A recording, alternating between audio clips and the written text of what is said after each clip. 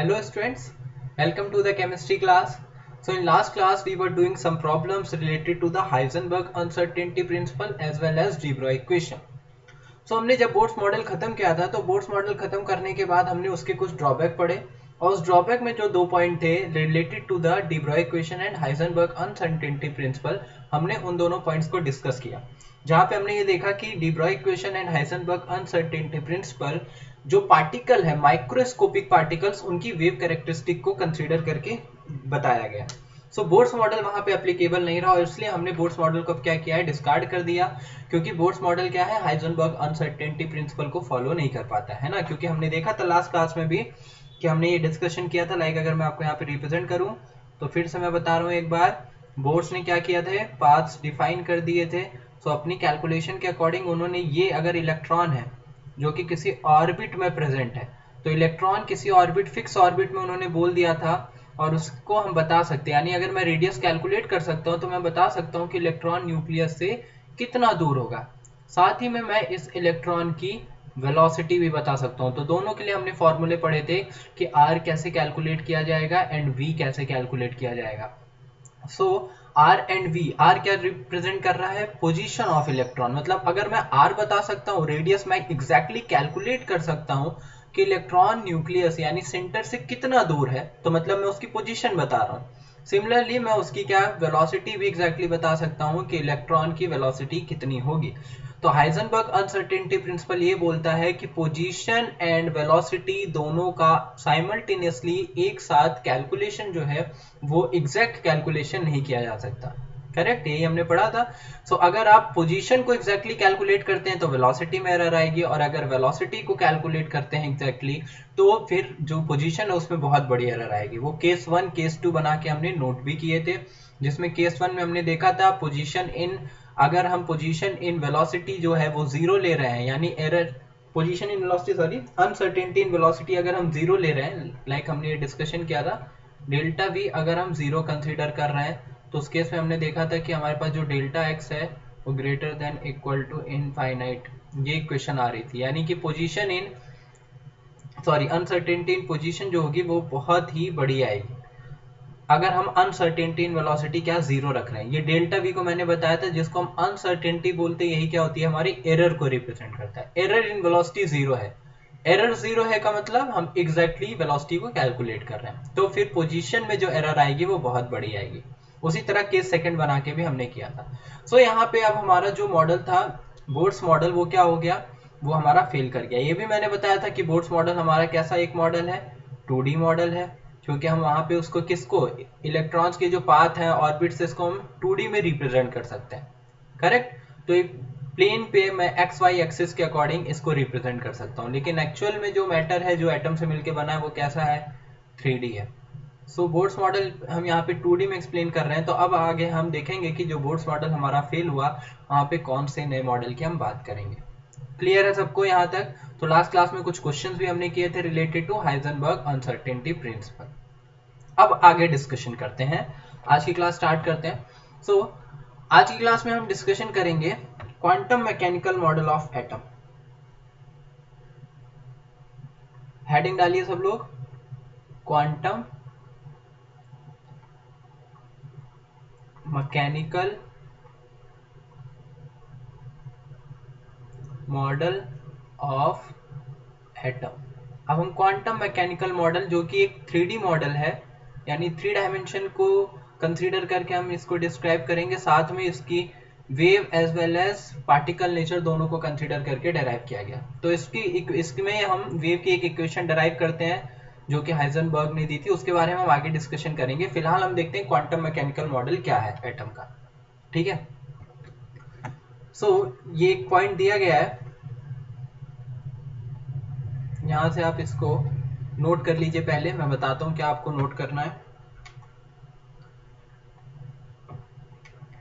जो लिखा हुआ है, फिर हम इसके बारे में डिस्कशन करते हैं। ठीक है, सब लोग इसको नोट करिए। देखिए क्या लिखा हुआ है, क्लासिकल मैकेनिक्स। कहां से नोट करना है वो मैं बताता हूं, पहले पढ़ते हैं। देखिए classical mechanics which is based on Newton's law of motion, ये सबने पढ़ा हुआ है ना। हम न्यूटन्स लॉ ऑफ मोशन की बात करते हैं, जिसमें उस दिन भी हमने डिस्कशन किया था कि जैसे एक कार है, अगर मैं ये कार दिखाऊं, लाइक अगर मैं बोल रहा हूं ये कार है, और मुझे इसकी स्पीड पता है, v पता है ना, एक्सीलरेशन अगर मुझे बता दिया, टाइम बता दिया, जो भी चीजें हैं, तो मैं कितने टाइम के बाद इसकी कार की पोजीशन क्या होगी वो सब मैं कैलकुलेट कर सकता हूँ। वो डिफरेंट इक्वेशंस भी हमने पढ़ रखी है जो काइनेमेटिक्स में v is equal to u plus at या डिफरेंट इक्वेशन, या फिर न्यूटन्स के जो डिफरेंट लॉज हैं f is equal to m में वो सारे लॉज।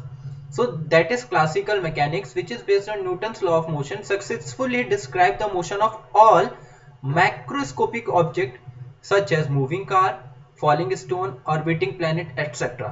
तो ये सारी चीजें, मतलब ये जो इक्वेशंस हम पढ़ते हैं न्यूटन्स लॉ ऑफ मोशन में, साथ में ये जो different equation velocity and distance के रिलेटेड हम पढ़ते हैं, इन सब के बेस पे हम माइक्रोस्कोपिक ऑब्जेक्ट्स, ये जो लिखा हुआ लाइन लाइक माइक्रोस्कोपिक मतलब जो साइज में बहुत बड़े हैं, उनके रिस्पेक्ट में हम क्या कर सकते हैं, उनको हम सक्सेसफुली डिस्क्राइब कर सकते हैं with the help of classical mechanics.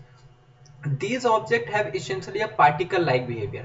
इनका भी एक पार्टिकल लाइक बिहेवियर होता है। हमने लास्ट क्लास में डिस्कस किया था कि एक मूविंग कार है या कोई प्लैनेट है तो उससे एसोसिएटेड एक वेव होगी, बट उसकी वेवलेंथ इतनी शॉर्ट होगी कि उसको हम कैलकुलेट नहीं कर सकते। However, it failed when applied to microscopic objects such as electron, atom, molecule.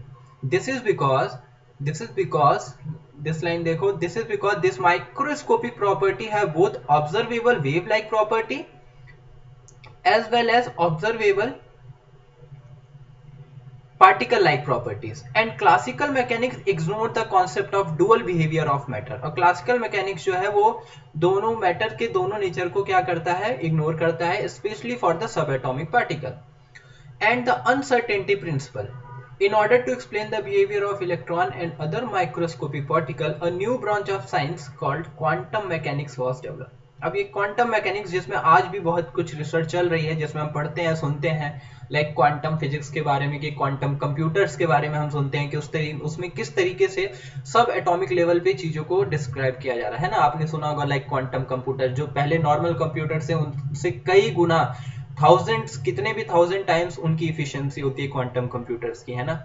सो उन चीजों के बारे में हम डिस्कशन कर रहे हैं। सो क्वांटम मैकेनिक्स बेसिकली वहां से डेवलप हुई जहां पे हम सब एटॉमिक पार्टिकल से रिलेटेड चीजों को डिस्क्राइब कर रहे हैं। आगे, quantum mechanics is a theoretical science that deal with the study of the motion of microscopic object that have both observable wave like property and particle like properties. Correct. It specifies the law of motion that these objects obey. When quantum mechanics is applied to microscopic objects for which wave-like properties are insignificant, the result are same. तो अगर हम इसको microscopic पे भी लगाएं तो हमारे पास result same आएगा।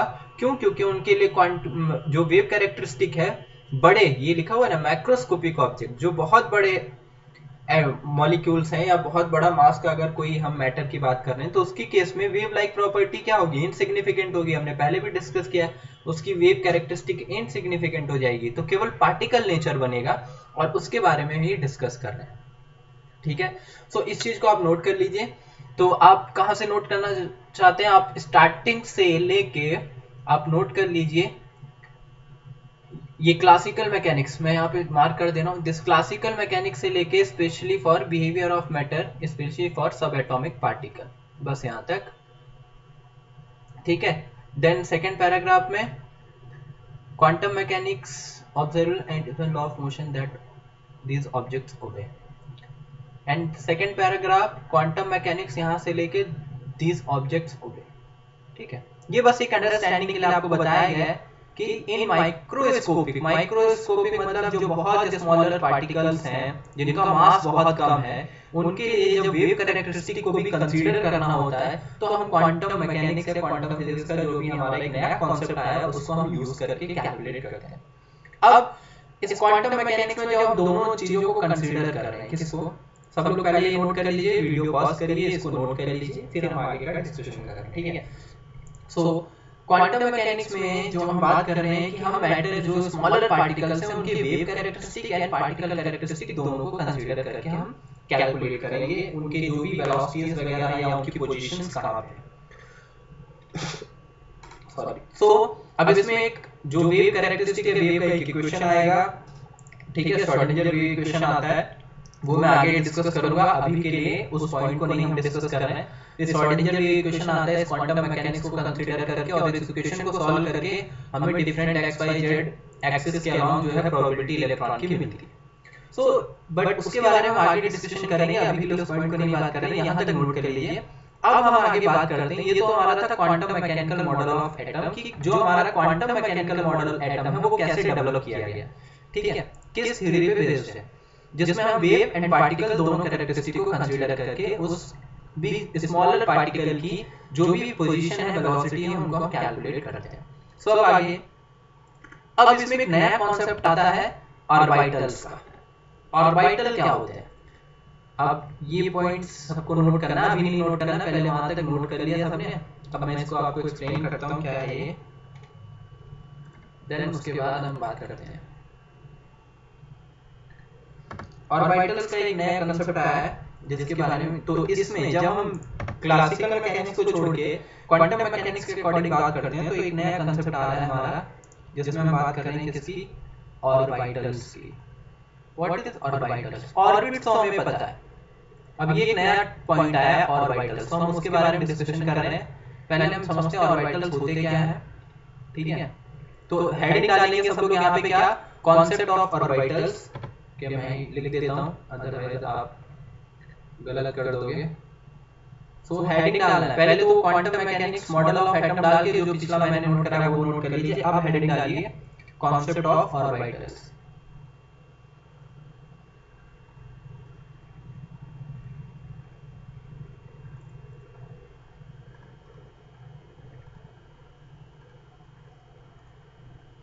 What is the concept of orbitals? ठीक है, चलिए बच्चों, अब हम आगे इसका डिस्कशन करते हैं कि कॉन्सेप्ट ऑफ ऑर्बिटल्स क्या है। हेडिंग डाल दिया सबने, देखिए अब हम इसमें पढ़ते हैं क्या। पहली लाइन में देखिए, मैं लाइन बाय लाइन पढ़ते जा रहा हूँ, सब लोग मुझे फॉलो करेंगे, फिर नोट कहाँ से करना है वो मैं आगे बताऊंगा। अभी bore concept of well defined orbits, बोल रहा है कि बोर का जो कॉन्सेप्ट था वेल डिफाइंड ऑर्बिट, जैसे मैं ये बना रहा हूँ कि एक ऑर्बिट है, तो एक सर्टेन मैंने फिक्स कर दी है, एक सर्टेन पोजीशन मैंने फिक्स कर दिया अराउंड द न्यूक्लियस, और इस सर्कुलर पाथ पे इलेक्ट्रॉन घूम रहा है, जिसको मैं बोलता था क्या? Orbit. along which electrons revolve around the nucleus in an atom is ruled out with the consequence of Heisenberg uncertainty principle।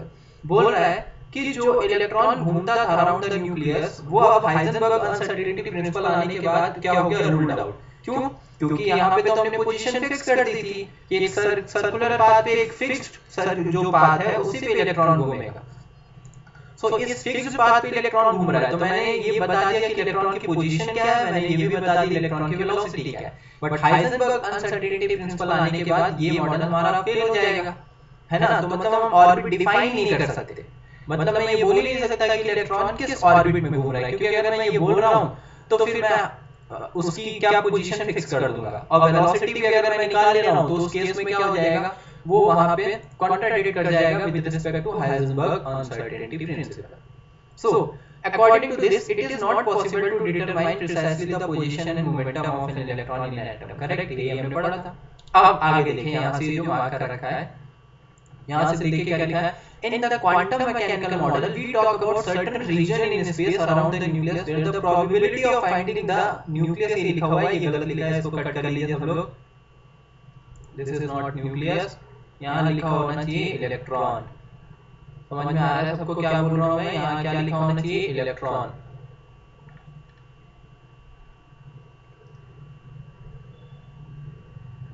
ये एक इलेक्ट्रॉन को रिप्रेजेंट कर रहा है, तो न्यूक्लियस को आप कट कर दीजिए,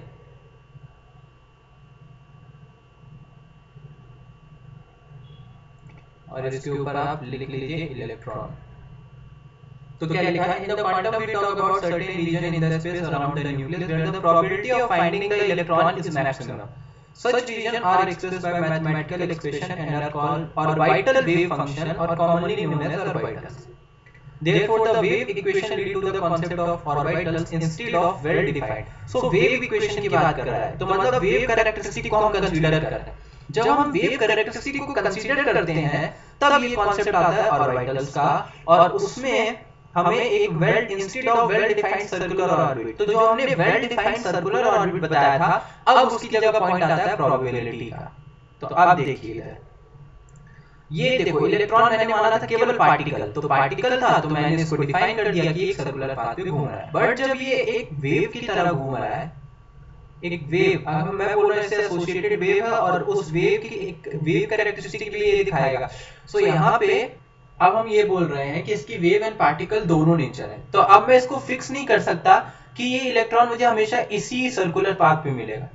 करेक्ट, समझ में आ रहा है सबको? तो मैं रेडियस के अकॉर्डिंग अगर मैं पार्टिकल मान रहा था तो मैं इसको सर्कुलर पाथ पे फिक्स कर रहा था, लेकिन जब ये अगर वेव की तरह भी बिहेव कर रहा है तब तो इसको पोजीशन में फिक्स कर ही नहीं सकता। कभी ये यहाँ पे होगा तो कभी मैं बोल सकता यहाँ होगा, कभी यहाँ होगा। तो वेव कैरेक्टरिस्टिक भी रिप्रेजेंट कर रहा है, वेव की तरह बिहेव कर रहा है। सो इसकी पोजीशन अब मैं फिक्स नहीं कर पा रहा हूँ। तो जब मैं वेव कैरेक्टरिस्टिक को कंसीडर करता हूं तो अब कॉन्सेप्ट ऑर्बिट जो फिक्स सर्कुलर पाथ है उसकी जगह ना होकर ऑर्बिटल का होता है। ऑर्बिटल क्या होते हैं? ऑर्बिटल होता है, ये इसकी डेफिनेशन है, around the nucleus the certain region, या फिर हम बोल सकते हैं region in the 3D space around the nucleus where the probability of finding the electron is maximum. देखिए ये हमारा क्या है? न्यूक्लियस। इस न्यूक्लियस के सराउंड में इलेक्ट्रॉन के मिलने की प्रोबेबिलिटी, इलेक्ट्रॉन यहां मिल सकता है, इलेक्ट्रॉन यहां मिल सकता है, इलेक्ट्रॉन मैं फिक्स नहीं बोल रहा हूं कि इसी सर्कुलर पाथ पे मिलेगा, इलेक्ट्रॉन कहीं भी मिल सकता है। सो इसकी प्रोबेबिलिटी क्या होगी? अलग अलग होगी। कुछ जगहों पे प्रोबेबिलिटी क्या होगी? बहुत ज्यादा होगी। कुछ जगहों पे प्रोबेबिलिटी क्या होगी? बहुत कम होगी, क्योंकि एक वेव की तरह बिहेव कर रहा है। So probability around the nucleus in 3D space, ठीक है? तो around the nucleus in 3D space जो प्रोबेबिलिटी है इलेक्ट्रॉन के मिलने की वही क्या होगी? मैक्सिमम जहां पे होगी। अब इसको आगे देखिए, पढ़ते हैं इसको। एन ऑर्बिटल में be defined as a region in the space, ठीक है, ये डेफिनेशन हो जाएगी। ऑर्बिटल में be defined as a region in the space around the nucleus where the probability of finding the electron is maximum, जहां पे electron के मिलने की प्रोबेबिलिटी क्या हो? मैक्सिमम हो। So the probability of finding the electron does not become zero even at a large distance from the nucleus. तो nucleus से बहुत दूर पे भी इलेक्ट्रॉन के मिलने की प्रोबेबिलिटी जीरो नहीं है, ये बोल रहा है। Although it may become negligible, therefore it is impossible to draw a boundary that will enclose the region of 100% probability of finding the electron. However, for the sake of simplicity, we draw arbitrary boundaries that enclose the region where the probability of finding the electron is maximum, about 90 to 95%. So बोल रहा है कि electron जहां पे मिलने की probability सबसे ज्यादा है, बोल रहा है 100% तो हमको कहीं नहीं पता, बट जहां पे मिलने की, क्योंकि 100% अगर मुझे पता होगा तो मतलब मैं उसकी पोजीशन फिक्स कर दूंगा। अगर मुझे पता है कि इलेक्ट्रॉन यहाँ पे 100% मिलेगा इस पॉइंट पे, देखिए जहां पे मैं मार्क कर रहा हूँ, अगर मुझे पता है कि इलेक्ट्रॉन इस पॉइंट पे 100% मिलेगा, इसका मतलब मैं उसकी पोजीशन फिक्स कर दे रहा हूँ, जबकि वो फिक्स हो ही नहीं सकती, वो कभी इधर कभी उधर जा रहा है। तो इस केस में हम पोजीशन अगर फिक्स नहीं कर पा रहे हैं सर्कुलर पाथ के अकॉर्डिंग, सो 90 से 95% बोल रहा है कि जहां पे इलेक्ट्रॉन की मिलने की प्रोबेबिलिटी ज्यादा है उसी रीजन को हम बोल सकते हैं कि एक सर्कुलर बाउंड्री हमने बना दी कि यही हमारा क्या हो जाएगा, एक तरह से ऑर्बिट को रिप्रेजेंट कर रहा है। सो वो ऑर्बिट जो है वहां पे इलेक्ट्रॉन मिलेगा ऐसा फिक्स नहीं है, लेकिन प्रोबेबिलिटी इलेक्ट्रॉन की क्या है? वो वेरी कर रही है, और उस पॉइंट पे इलेक्ट्रॉन की प्रोबेबिलिटी, मिलने की प्रोबेबिलिटी जो है वो मैक्सिमम है, बट इलेक्ट्रॉन मिल कहीं भी सकता है, ठीक है? जैसे मैं आपको एक डायग्राम दिखाता हूँ इसके बाद, देखिए ये एक डायग्राम है, अभी मैं आगे आपको इसको बनाने को बोलूंगा, अभी के लिए नहीं। देखिए इस डायग्राम में दिखाया गया ये है ऑर्बिट, एक fix circular path, correct? B point जो लिखा हुआ है, B point, this is orbit. Orbital क्या है? सेंटर पे कहीं न्यूक्लियस है, उसके साथ उसके आसपास देखो ये dot dot dot dot dot dot दिखाया गया, ये क्या दिखा रहा है? इलेक्ट्रॉन। लिखा है the electron density method is used to represent an orbital, the intensity of dot represent the probability of finding an electron in a particular reason.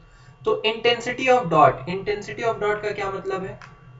Intensity of dot का मतलब है सॉरी, जहां पे इलेक्ट्रॉन के सबसे ज्यादा इंटेंसिटी हो, मतलब ये डॉट्स जहां पे मैक्सिमम है, जहां पे ज्यादा इंटेंसिटी है, वो पॉइंट ये दिखा रहा है। जैसे ये बीच वाला पॉइंट देखिए जहां पे ज्यादा रेड कलर आपको दिख रहा है, रेड रेड डॉट, ये बता रहा है कि न्यूक्लियस एकदम सेंटर पे है, इसके अराउंड ढेर सारी डॉट्स हैं, तो इंटेंसिटी ज्यादा मतलब यहाँ इलेक्ट्रॉन के मिलने की प्रोबेबिलिटी ज्यादा है, और फिर इंटेंसिटी कम होती जा रही है डॉट्स की, तो इलेक्ट्रॉन के मिलने की प्रोबेबिलिटी डिक्रीज कर रही है। बट मैं डिफाइन नहीं कर रहा हूँ कि इलेक्ट्रॉन कहाँ मिल रहा है, मैं बस इसकी प्रोबेबिलिटी को वेरिएशन दिखा रहा हूँ कि यहाँ प्रोबेबिलिटी ज्यादा है, यहाँ प्रोबेबिलिटी कम है, तो यहाँ इलेक्ट्रॉन के मिलने के चांसेस ज्यादा है, यहाँ इलेक्ट्रॉन के मिलने के चांसेस कम है।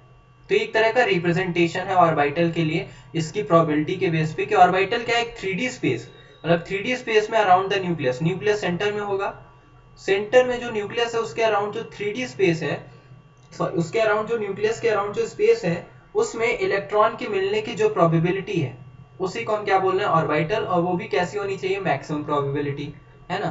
The probability of finding the electron is maximum. समझ में आ रहा है सबको? ठीक है, ठीक है बच्चों। सो हेडिंग डाली सबने, कॉन्सेप्ट ऑफ ऑर्बिटल। ठीक है, अब इसमें लिखिए, इसमें ये लिख लीजिए, कॉन्सेप्ट ऑफ ऑर्बिटल में according in the quantum mechanical model. ये जो मैंने यहाँ पे ये मार्क कर रखा है, इसको फिर से मैं मार्क कर देता हूँ, सब लोग यहाँ से नोट करेंगे। कॉन्सेप्ट ऑफ ऑर्बिटल डाल के इन द क्वांटम मैकेनिकल मॉडल, ये यहाँ से we talk about certain region in space around the nucleus where the probability of finding the electron is maximum। ठीक है, यहाँ तक नोट करिएगा ऑर्बिटल्स, यहाँ तक पहले सब लोग नोट कर लीजिए।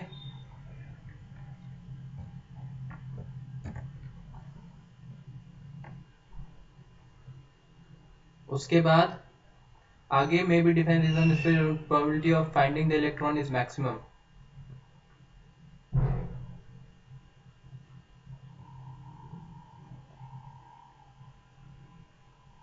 ठीक है, यहीं तक नोट करिए। बाकी ये प्रोबेबिलिटी के बारे में नीचे दिया गया है, it is impossible to draw a boundary that will include the region of 100%। ठीक है, तो ये लिखने की उतनी नीड नहीं है, बस आप ऑर्बिटल्स की डेफिनेशन लिख लीजिए। ठीक है, बस उतना लिख लीजिए, ये बनाना नहीं है जो मैंने बनाया साइड में। अभी मैं आगे आपको वो डायग्राम जो अभी दिखाया था मैंने, वो आपको बता दूंगा, तो वो आपको बनाना है।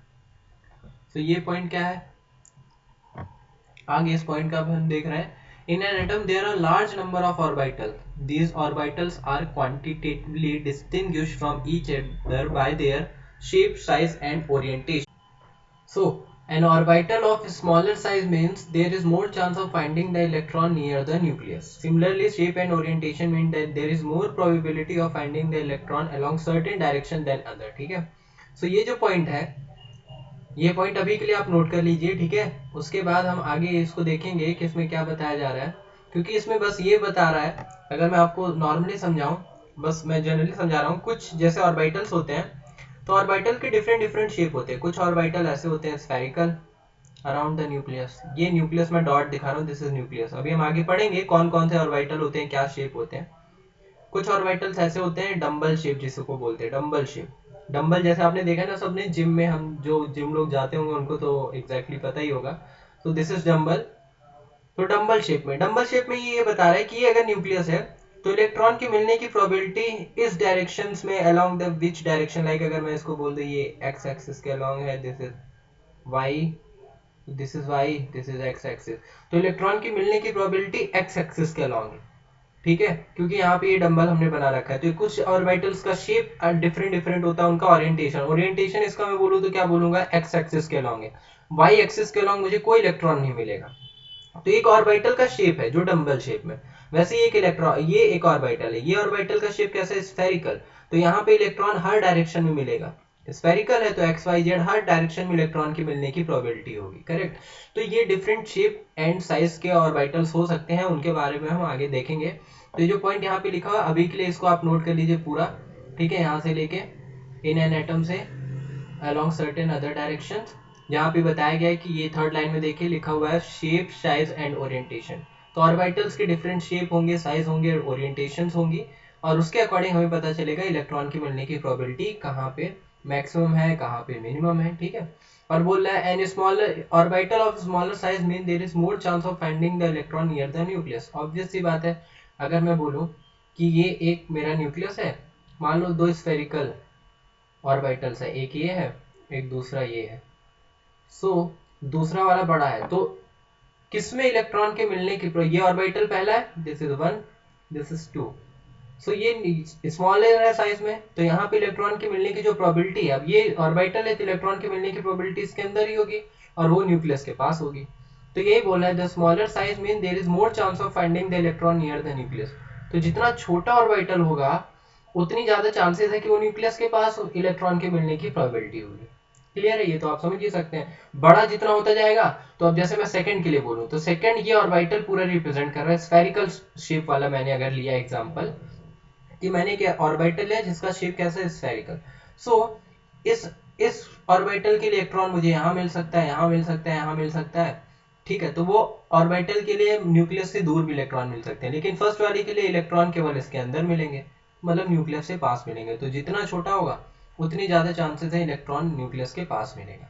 अब मैं फिर बोल रहा हूँ आपको, ये डिफरेंट शेप एंड साइज के होते हैं, ठीक है, उनके बारे में भी हम आगे डिस्कशन करने वाले हैं कि ऑर्बिटल्स कितने टाइप के होते हैं, कौन कौन से होते हैं, उनके क्या शेप्स होते हैं, क्या ओरिएंटेशंस होती है। ठीक है, अभी हम ऑर्बिटल का कॉन्सेप्ट पढ़ रहे हैं, कॉन्सेप्ट ऑफ ऑर्बिटल, जिसमें इससे पहले हमने देखी ऑर्बिटल की डेफिनेशन, है ना। ऑर्बिटल की डेफिनेशन हमने क्या पढ़ा, the probability of finding the electron around the nucleus is maximum, वही क्या होगा, ऑर्बिटल होगा। ठीक है, और वो different shape size and orientation के होंगे जो इस पॉइंट में बताया गया। नेक्स्ट, अगर आप नोट करना चाहते हैं तो ये पॉइंट नोट कर सकते हैं, मतलब ये जनरली डायग्राम दिखाया गया है बट कोई नेसेसरी नहीं है। सिंपल जो अगला पॉइंट है वो मैं आपको बोल दे रहा हूँ, ये टेबल सब लोग बना लीजिए। क्लियर सबको, ये टेबल सब लोग बना लीजिए। सीधा सीधा सिंपल डिफरेंस, ये डिफरेंस आपको पूछ लिए जाते हैं एग्जाम में, तो आपको पता होने चाहिए। वन बाय वन मैं डिस्कस करता हूँ, तो टेबल ये सारे पॉइंट सबको बनाने हैं, ठीक है। इससे पहले जो डायग्राम था वो नीड नहीं बनाने की, टेबल बना लो, आपको समझ में आ जाएगा। फर्स्ट पॉइंट देखिए, अगर हम डिस्कशन करें, लाइक फर्स्ट पॉइंट आपको क्या दिया गया है क्वेश्चन में, सॉरी उसको रफ करता हूँ मैं। तो फर्स्ट पॉइंट आपको जो दिया गया है, this is first point, an orbit refers to the, देखिए क्या पॉइंट बोला है, an orbit refers to the circular path, इसको फॉलो करते जाइए सब लोग। Orbit refers to the circular path in which an electron revolve around the nucleus. सबको पता है ये ऑर्बिट क्या होता है, एक सर्कुलर पाथ होगा अराउंड द न्यूक्लियस जिसमें इलेक्ट्रॉन घूमता है। ऑर्बिटल क्या है, an orbital refer to the region in of space, space का वो रीजन, 3D स्पेस का वो region, where having the maximum probability of finding an electron around the nucleus। तो अगर मैं बोलूँ ये न्यूक्लियस है, तो इस न्यूक्लियस के अराउंड 3D स्पेस में, 3D में जहां भी इलेक्ट्रॉन के मिलने की प्रोबेबिलिटी क्या है, मैक्सिमम है, वही हमारा क्या हो जाएगा, ऑर्बिटल हो जाएगा। ठीक है, तो ये फिक्स हम डिसाइड नहीं कर रहे हैं कि सर्कुलर पाथ पे फिक्स मिलेगा, जहां पे इलेक्ट्रॉन के मिलने की प्रोबेबिलिटी मैक्सिमम है, दैट इज ऑर्बिटल। वो कुछ भी हो सकता है, वो जरूरी नहीं है सर्कुलर हो। वो अभी जैसे हमने बताया था, ये न्यूक्लियस है तो मैं ऐसे बना सकता हूँ, मतलब ठीक है, जो हमने ये डंबल बनाया था, तो ये डंबल ये क्या बता रहा था कि इलेक्ट्रॉन यहाँ मिल सकता है, यहाँ मिल सकता है, लेकिन वाई एक्सिस के अलॉन्ग नहीं मिलेगा, है ना। सो वो डिफरेंट शेप और के ओरिएंटेशन के हो सकते हैं जहाँ पे इलेक्ट्रॉन के मिलने की प्रोबेबिलिटी होगी। Then second point, second point आपको क्या बोला जा रहा है, an orbit represent the motion of electron around the nucleus in a plane, in a 2D, plane की बात कर रहा है मतलब 2D। तो सेकंड पॉइंट आप इसी को आगे ब्रैकेट में लिख सकते हैं, 2D मोशन को रिप्रेजेंट कर रहा है, जो हमने बोर्ड्स मॉडल में पढ़ा था। तो सेकंड पॉइंट पे इसको नोट करके ब्रैकेट में आप लिख सकते हैं 2D। बोल रहे हैं कि ये जो ऑर्बिट्स में हम इलेक्ट्रॉन को दिखाते हैं घूमते हुए, ये क्या है, एक प्लेन में दिखाते हैं। प्लेन का मतलब बात कर रहे हैं, जैसे आपका बोर्ड, बोर्ड हो गया जिसपे हम बोर्ड की बात करें, या जिस नोटबुक पे आप लिख रहे हैं उसका एक पन्ना हो गया जिसपे हम एक्स वाई एक्सिस दिखा रहे हैं, क्योंकि उसकी कुछ उतनी विड्थ नहीं है तो हम जेड एक्सिस कंसीडर नहीं कर रहे, एक एक्स एक्सिस एक वाई एक्सिस। जैसे मैं बोलूँ कि ये एक मेरा बोर्ड हो गया, है ना, जिस बोर्ड पे हम पढ़ रहे हैं या जैसे हम जो देख रहे हैं। सो अगर मैं बोलूँ this is X axis, this is Y axis, अब इसकी कुछ विड्थ नहीं है तो जेड नहीं हम दिखा रहे। तो ये एक ब्लैक बोर्ड है। अब इस मान लीजिए एक बोर्ड है जिसपे हम पढ़ते हैं, ये एक ब्लैक बोर्ड है, इस पे हम अगर दिखाना चाहें electron according to Bohr's model electron का पाथ, तो हम ये दिखा सकते हैं, एक सर्कल बना लें। तो सर्कल क्या रिप्रेजेंट करता है, सर्कल रिप्रेजेंट करता है 2D मोशन को, यानी 2 डायमेंशनल। 2D का मतलब 2 डायमेंशनल, 2 डायमेंशंस हैं एक्स एंड वाई। लेकिन अगर मुझे स्फीयर बनाना है जैसे एक बॉल, तो क्या मैं इस प्लेन पे एक बॉल बना सकता हूँ, नहीं बना सकता, क्योंकि बॉल क्या है, एक 3D है जिसमें एक्स वाई जेड तीनों है। सो एन ऑर्बिटल में देखिए क्या लिखा है, an orbital represent the motion of an electron around the nucleus in 3 dimensional space. तो ये 3D स्पेस को रिप्रेजेंट करता है, और ये एक प्लेन मतलब 2D स्पेस में इलेक्ट्रॉन का जो मूवमेंट है वो अराउंड द न्यूक्लियस रिप्रेजेंट करता है। Then third point, an orbit can accommodate maximum of 2n square electron. ये भी सबने 9th या 10th क्लास में पढ़ा है जैसे हम पढ़ते हैं। थर्ड पॉइंट की अगर मैं बात करूँ तो हम रिप्रेजेंट करते हैं, अगला पॉइंट वही दिया हुआ है, के एल एम एन से हम रिप्रेजेंट करते हैं। तो हम बोलते हैं कि पहले शेल में कितने इलेक्ट्रॉन जाएंगे, 2, दूसरे शेल में कितने जाएंगे, 6, सॉरी दूसरे में कितने जाएंगे, 8। वो मैं आपको ऑर्बिटल्स और सब शेल के अकॉर्डिंग बता दिया। सो थर्ड में हमारा कितना मैक्सिमम इलेक्ट्रॉन जाएगा, 18। फोर्थ में कितना जाएगा, 32। यही हमारा जाता है 2 8 18 32 है ना। तो वो किसके अकॉर्डिंग आता है, इस फॉर्मूले के अकॉर्डिंग 2n², जहाँ n क्या रिप्रेजेंट करता है, नंबर ऑफ शेल। तो फर्स्ट शेल होगी तो n की वैल्यू 1 तो 2 आएगा, सेकंड शेल होगी n की वैल्यू 2 तो 8 आएगा, थर्ड शेल होगी n की वैल्यू 3 तो 18 आ जाएगा, है ना। 3 का स्क्वायर 9 इंटू 2।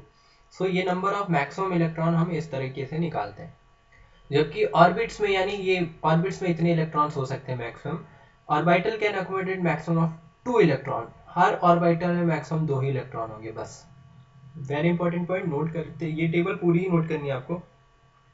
हर ऑर्बिटल में कितने होंगे, maximum 2 electron. Fourth point, orbits are designated as K, L, M etcetera और 1 2 3 फ्रॉम द न्यूक्लियस आउटवर्ड। ये भी हमने पढ़ा हुआ है। ऑर्बिटल्स आर डेजिग्नेटेड, ये अभी के लिए ये पॉइंट नोट कर लीजिए। अभी इससे पहले मैंने बताया था आपको कि अभी हम आगे डिस्कशन करेंगे कि ऑर्बिटल्स के डिफरेंट शेप होते हैं, डिफरेंट साइज होती है, ओरिएंटेशन होता है। तो उसके बेस पे ऑर्बिटल्स को डिफरेंट डिफरेंट नाम दिए जाते हैं। ये उन्हीं का नाम है। जैसे हम शेल को नाम देते हैं ना, कि फर्स्ट शेल को मैंने बोला के, सेकेंड शेल को मैंने बोला एल, थर्ड शेल को मैंने बोला एम। वैसे ऑर्बिटल्स को डिफरेंट डिफरेंट नाम दिए गए हैं। बट ये नाम कहाँ से आते हैं, कैसे आ रहे हैं, ठीक है, और कौन कौन से ऑर्बिटल्स होंगे, वो अभी हम आगे डिस्कशन करने वाले हैं। Then fifth point, orbits are circular in shape. Obviously orbits की बात हो रही है, शेल की बात तो सर्कुलर होगा। ऑर्बिटल्स हैव डिफरेंट शेप, अभी मैंने आपको बताया था। जैसे देखो लिखा हुआ है, S orbitals are spherically symmetrical. Spherically symmetrical, अभी मैंने इससे पहले आपको बताया था पिछले वाले स्लाइड में कि लाइक कुछ ऑर्बिटल शेप में कैसे होते हैं, स्फेरिकल, ये वाला पॉइंट मैंने बताया था। और कुछ कैसे होते हैं शेप में, ऐसे डम्बल शेप। तो ये जो स्फेरिकल शेप में होते हैं इसको हम एस ऑर्बिटल बोलते हैं। बट ये अभी मैं आगे बताने वाला हूँ, लेकिन उस पॉइंट में लिखा हुआ है फिफ्थ, इसलिए मैं बता दे रहा हूँ। देखिए, S orbitals are spherically symmetrical, spherically symmetrical होते हैं, whereas P orbitals are dumbbell shaped. तो उनके अलग अलग नाम दिए गए हैं, और वो किस तरीके से उनका ओरिएंटेशन होता है वो डिफरेंट डिफरेंट हो सकता है। सो ये basically difference orbital and orbitals के बीच। तो अभी तक जो हमने कॉन्सेप्ट पढ़ा हुआ है ना, जो अभी तक हम पढ़ते आए, चाहे हम 9 10th में बात करें या अभी तक हम 11th में भी आके जो चीजें पढ़ रहे हैं, वो हम यही पढ़ रहे हैं कि इलेक्ट्रॉन एक सर्कुलर पाथ में घूमता है ना। सो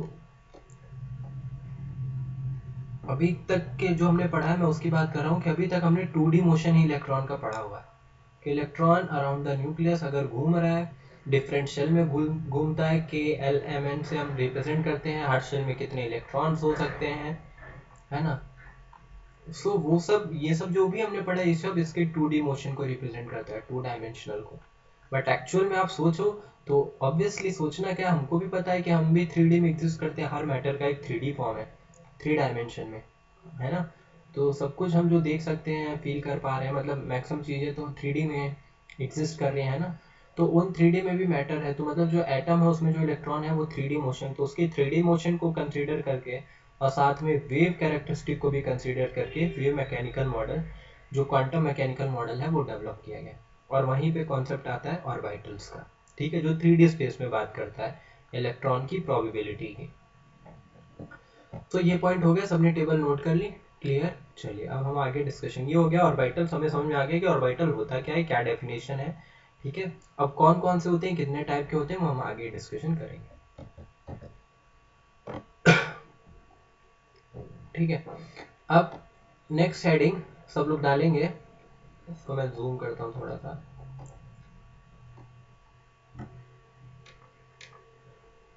नेक्स्ट हेडिंग वहां तक, वो टेबल बनाने के बाद अब अगली हेडिंग सब लोग डालेंगे, क्या जो मैं यहाँ पे लिख रहा हूँ, quantum numbers. Quantum numbers actually जो मिलते हैं हमको,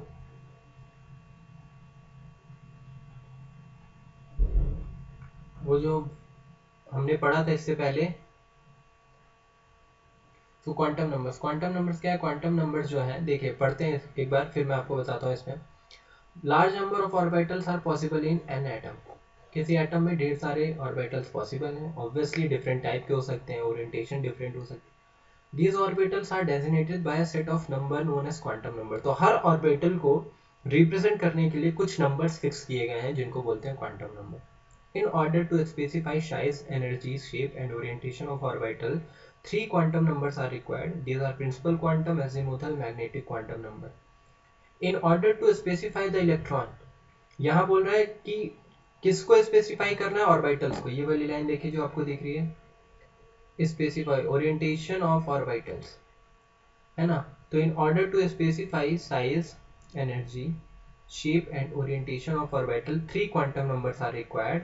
But in order to specify the electron और orbital में तो difference है, इलेक्ट्रॉन को स्पेसिफाई करने के लिए an additional quantum number is required which is called the spin quantum number, S. Thus each orbital in an atom is designated by a set of 3 quantum numbers, and these orbitals, while each electron is designated by a set of 4 quantum numbers. तो हर orbital को किसी atom में represent करने के लिए हम 3 quantum numbers का यूज करते हैं और इलेक्ट्रॉन को रिप्रेजेंट करने के लिए 4 क्वांटम नंबर्स का यूज करते हैं। ये बेसिकली जो क्वांटम नंबर है जो हमें ऑर्बिटल्स को रिप्रेजेंट कर रहे हैं, ये इनके डिफरेंट शेप, साइज, ओरिएंटेशन को ही बताता है। और ठीक है, और ये आते कहाँ से हैं? ये आते हैं जो इससे पहले हमने बात की थी क्वांटम मैकेनिकल मॉडल, ठीक है। उसमें एक इक्वेशन आती है, उस इक्वेशन को हम आगे देखेंगे। उस इक्वेशन को सॉल्व करके ये 3 नंबर्स निकाल जाते हैं। अब देखो क्वांटम नंबर है क्या? ये तो हमने पढ़ लिया कि क्वांटम नंबर क्या होते हैं। Quantum number orbital and electron की स्पेसिफाई करने के, डेजिग्नेटेड करने के लिए, मतलब इलेक्ट्रॉन्स की पोजीशन या एड्रेस बताने के लिए। सीधा एक लाइन में अगर मैं बोलूँ तो मैं ये बोलूँगा कि quantum numbers gives the information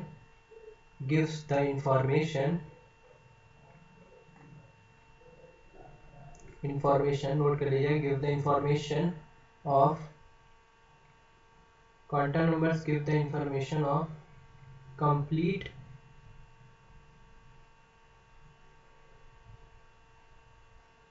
address for electron.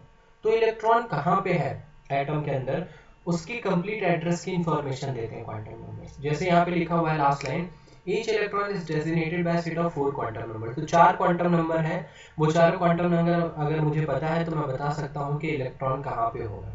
तो एक तरह से क्वांटम नंबर क्या इंफॉर्मेशन देता है? एड्रेस की, कि इलेक्ट्रॉन कहाँ पे प्रेजेंट है। तो quantum number give the information of complete address for electron.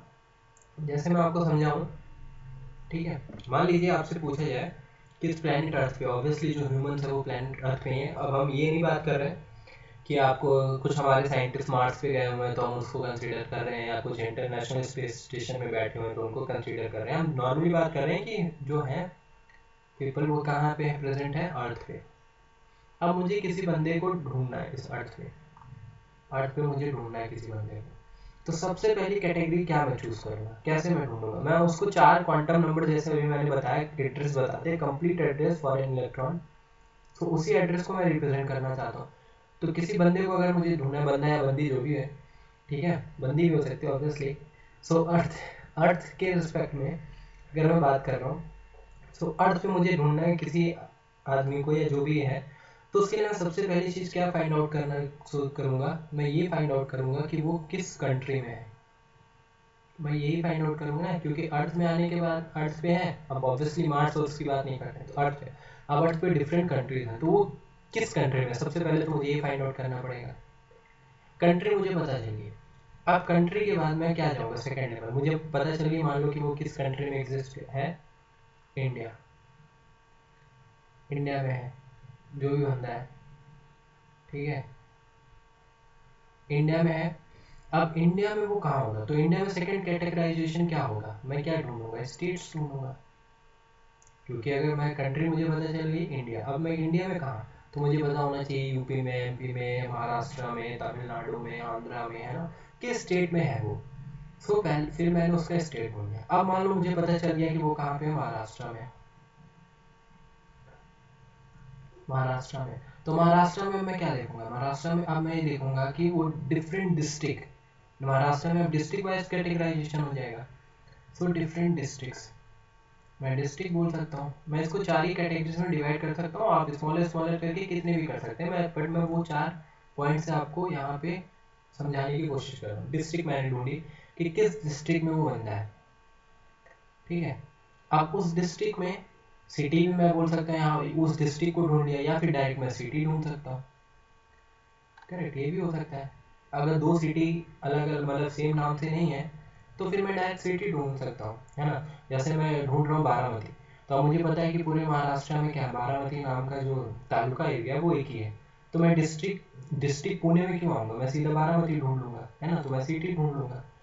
अगर बारामती 2 जगह पे होता महाराष्ट्र में, तो फिर मैं देखता है किस डिस्ट्रिक्ट में, एक मान लो पुणे में आ रहा है, ठीक है, एक ये सोलापुर में, एक पुणे में एक बारामती, एक सोलापुर में बारामती, तो मैं देखूंगा कि वो किस बारामती में है, पुणे में या सोलापुर में, है ना। बट वो डिस्ट्रिक्ट सिटी आप कुछ भी बोल सकते हैं। अब मान लो आपको सिटी पता चल गई बारामती में, तो बारामती में उसका आप कौन से फ्लैट, मतलब कौन सा अपार्टमेंट आप बोल सकते हैं, बारामती में आप अपार्टमेंट ढूंढेंगे, उसका जो भी एरिया है, एरिया ढूंढेंगे, किस एरिया में है, क्या अपार्टमेंट है, फ्लैट नंबर भी बोल सकते हैं आप, ठीक है। अब फ्लैट नंबर के अंदर नहीं जाते हैं कि उस फ्लैट में भी वो किस रूम के अंदर बैठा हुआ है, कुछ ज़्यादा ही रहेगा, है ना। सो ये मतलब मैं ये कैटेगराइजेशन ये बोल रहा हूँ कि अगर किसी बंदे या बंदे को ढूंढना है, तो मैं इन 4 चीज़ों को, ये जो भी पॉइंट है, इनको फाइंड आउट करूँगा। कंट्री क्या है, स्टेट्स क्या है, डिस्ट्रिक्ट क्या है, अपार्टमेंट, एरिया, फ्लैट, तो वो मुझे पता चलेगा। तो इन्हीं चारों को आप 4 क्वांटम नंबर समझ लीजिए, एक फर्स्ट क्वांटम नंबर, एक सेकंड क्वांटम नंबर, एक थर्ड क्वांटम नंबर, एक फोर्थ। तो अगर मुझे 4 क्वांटम नंबर पता है, जैसे इससे पिछली वाली लाइन में लिखा हुआ था, each electron is designated by a set of 4 quantum number, last line. तो अगर मुझे चारों क्वांटम नंबर पता है, तो मुझे मतलब इलेक्ट्रॉन की कंप्लीट एड्रेस पता है, तो एक तरह से इलेक्ट्रॉन के एड्रेस को बताता है। और जो 3 क्वांटम नंबर, स्टार्टिंग के 3 क्वांटम नंबर्स, ये ऑर्बिटल्स को कंप्लीट इन्फॉर्मेशन देंगे। चौथा मेनली बनाया गया है किसके, इलेक्ट्रॉन की इन्फॉर्मेशन की। अगर चारों पता है तो इलेक्ट्रॉन के बारे में पता है, अगर 3 पता है तो हमें ये पता है कि ऑर्बिटल्स कौन सा है, कौन सी शेप है, क्या ओरिएंटेशन है। तो क्वांटम नंबर क्या बता रहे हैं, एक तरह से क्वांटम नंबर जो है वो हमको ऑर्बिटल से इलेक्ट्रॉन की कंप्लीट एड्रेस बताते हैं कि वो इलेक्ट्रॉन जो है वो किस ऑर्बिटल में है, ठीक है, उस ऑर्बिटल का शेप क्या है, ओरिएंटेशन क्या है, ठीक है। तो ये सबने नोट कर लिया यहाँ तक। चलिए अब देखिए इनमें 4 आते हैं, जिसमें पहला आपको देखिए यहाँ पे लिखा हुआ है प्रिंसिपल क्वांटम नंबर, है ना। प्रिंसिपल, अभी बस नाम बता रहा हूँ, प्रिंसिपल क्वांटम नंबर। सेकंड देखिए क्या लिखा हुआ है, azimuthal quantum number, B azimuthal quantum number, C magnetic quantum number, and D मैंने स्किप कर दिया, डी आपका आता है स्पिन क्वांटम नंबर, ठीक है, वो मैं आगे लिखवा दूंगा। सो स्पिन क्वांटम नंबर, तो 3 स्टार्टिंग के जो 3 है वो किसको रिप्रेजेंट करते हैं, ऑर्बिटल्स का shape, orientation and size, and the last one represent spin quantum number about the spinning direction of electron. अब इसके बारे में हम नेक्स्ट क्लास में डिस्कस करेंगे। क्लियर है यहाँ तक। तो देखो आज की क्लास में क्या डिस्कशन किया हमने, फिर से एक बार सब लोग ध्यान से समझ लीजिए। आज हमने डिस्कशन क्या किया, आज हमने डिस्कशन किया क्वांटम मैकेनिकल मॉडल, कि जो बोर्ड्स का मॉडल था, 2D मॉडल था, वो एक्सप्लेन नहीं करता है वेव कैरेक्टरिस्टिक को, इसलिए क्वांटम मैकेनिकल मॉडल डेवलप किया गया, जो कि क्या है, माइक्रोस्कोपी यानी स्मॉलर पार्टिकल्स की पोजीशंस या फिर जो भी है उनकी कैरेक्टरिस्टिक को एक्सप्लेन करता है। इसमें हमने देखा, जब हम बात करते हैं क्वांटम मैकेनिकल मॉडल की, तो ऑर्बिट्स को ना डिफाइन करके ऑर्बिटल का एक नया कॉन्सेप्ट आता है। वो ऑर्बिटल क्या रिप्रेजेंट करता है, हमने उसके बारे में पढ़ा। फिर हमने ऑर्बिट्स एंड ऑर्बिटल्स के डिफरेंसेस पढ़े कि ऑर्बिट एंड ऑर्बिटल में क्या डिफरेंस है। अब इन ऑर्बिटल्स को रिप्रेजेंट कैसे करते हैं, जैसे यहाँ पे 4th पॉइंट है कि dx dy z dz, तो ये क्या रिप्रेजेंट कर रहा है, इनका ओरिएंटेशन क्या होगा, इनका साइज क्या होगा, ये सब हमको क्वांटम नंबर से पता चलेगा। तो ये सब चीज़ें, जो नई नई चीज़ें हम पढ़ रहे हैं, ये सब हमारी किसमें, क्वांटम मैकेनिकल मॉडल से डिस्क्राइब की गई हैं। अब अगली क्लास में हम ये सारे क्वांटम नंबर्स पढ़ेंगे, और क्वांटम नंबर्स पढ़ने के बाद हम उसके क्वेश्चंस करेंगे। देन हम आगे डिस्कस करेंगे क्वांटम मैकेनिकल मॉडल जो हमने डिस्कशन किया, उसमें जो वेव कैरेक्टरिस्टिक को कंसीडर करके इक्वेशन निकाली गई है। ये पॉइंट मैं आपको दिखा देता हूँ। आज की क्लास में हमने डिस्कशन किया था ये लाइन, देखिए क्वांटम मैकेनिक्स के बाद ये वाले पेज में जो मैंने जहाँ पे ऑर्बिटल की डेफिनेशन हमने लिखी थी, इस पॉइंट पे देखिए मैंने आपको लिखा है, लास्ट लाइन देखिए क्या लिखा है, therefore the wave equation, wave की एक इक्वेशन है, wave equation leads to the concept of orbital instead of well defined circular orbit. तो वेल डिफाइंड सर्कुलर ऑर्बिट की जगह जो कॉन्सेप्ट ऑफ ऑर्बिटल्स है वो इस वेव इक्वेशन से है। तो ये जो इक्वेशन आई है वो क्वांटम मैकेनिकल मॉडल से एक इक्वेशन आती है जब हम वेव कैरेक्टरिस्टिक को कंसीडर करते हैं। तो हम उस इक्वेशन के बारे में भी आगे पढ़ेंगे, ठीक है। फिलहाल के लिए आज यहाँ पे क्लास खत्म करते हैं। Okay, thank you.